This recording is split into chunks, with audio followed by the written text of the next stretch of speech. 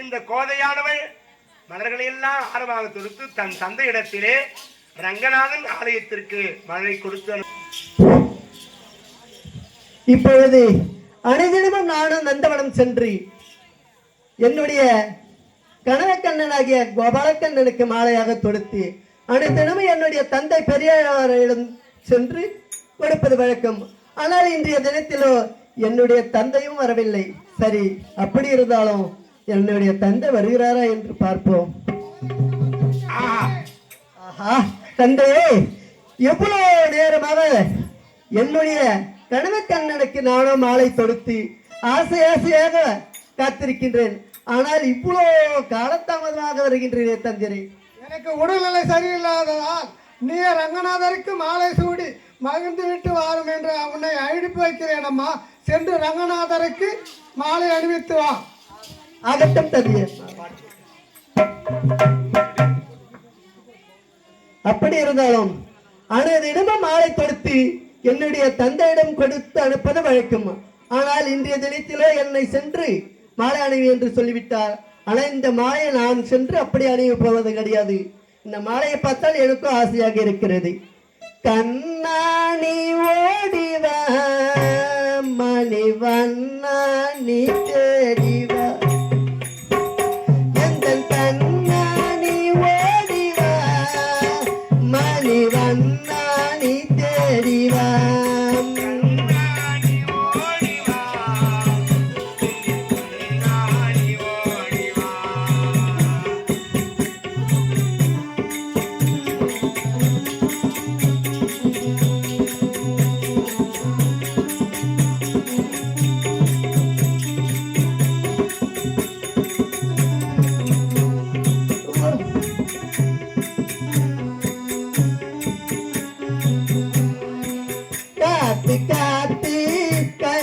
பூத்து காண துளித்தேனவா, எந்த கண்ணாணி ஓடிவா மணிவண்ணாணி ஓடிவா. காத்து காத்து கண்கள் பூத்து காத்திருவா நல்ல நீ ஓடிவா.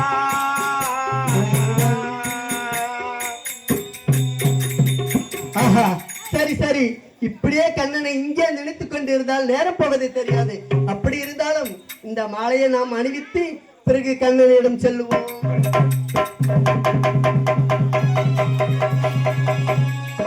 ஒவ்வொரு நாளும் ஆரமாக மாலையாக தொடுத்து தனக்கு அணிவித்து கண்ணனை காதல் கொண்டாளா. அளவில்லாத காதல், காதல் என்கின்ற பக்தி கண்ணனை எந்த நேரம் அந்த தந்தையாக விஷ்ணு சித்தரு தன்னுடைய மகளுக்கு கண்ணனுடைய பிறப்பு வளர்ப்பு அவர் செய்த லீலைகள் தீராத விளையாட்டு பிள்ளையாக இருந்த எல்லாரும் உட்காந்துட்டுதான் இருக்கும். உங்களை தேடி சாப்பாடு வருது. அது வரைக்கும் கதையை கொஞ்சம் ஓட்டம் சாப்பிட்டு முடிச்சதுக்கு அப்புறம் கல்யாணத்தை வைப்போம். கல்யாணம்ன்றது ஒரு அரை மணி நேரம் கல்யாணம், ஏதோ அப்படியே எடுத்து தாலி கட்டிப்படுத்த இல்லை. அதனால இப்ப இதே காதல் கொண்டாலாம் கண்ணன் மீது அளவில்லாத ஆக பக்தி கொண்டிருக்கின்றால் கண்ணனே நினைக்கிறாள். அவன் தீராத விளையாட்டு பிள்ளையா, தீராத விளையாட்டு பிள்ளை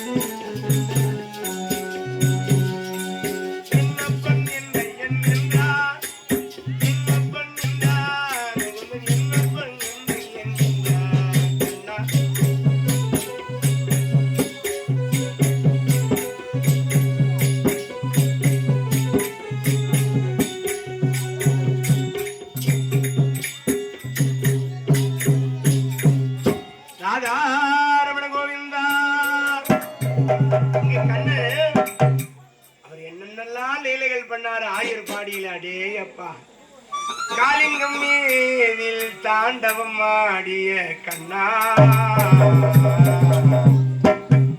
மணிவண்ணா கோவிந்தா கோவிந்தா.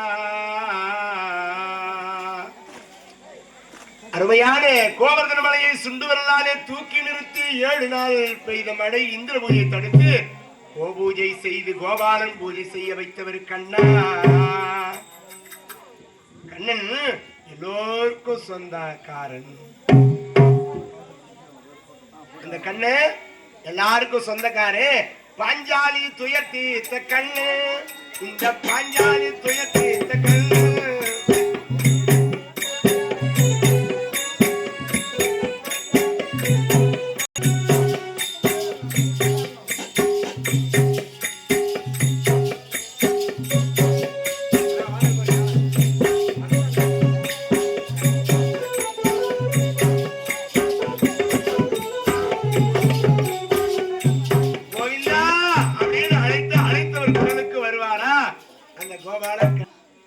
மாதவா,